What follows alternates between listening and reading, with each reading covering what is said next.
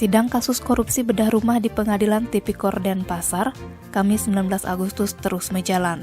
Sudah ada akutus saksi ane keperiksa. Salah satunya mantan Bupati Karangasem, Iga Mas Sumantri.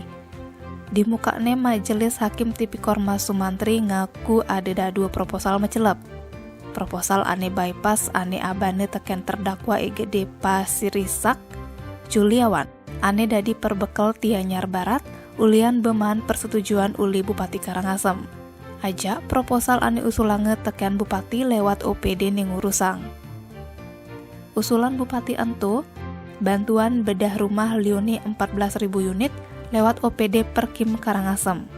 Yang Tianyar Barat, ane kesetujuan 405 unit.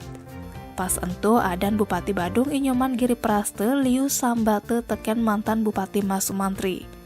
Mas Sumantri ngaku tain metepu ajak Bupati Badung Nyoman Giri Praste kedampingin teken perbekal sampai kesepakatin proposal desa Tianyar Barat.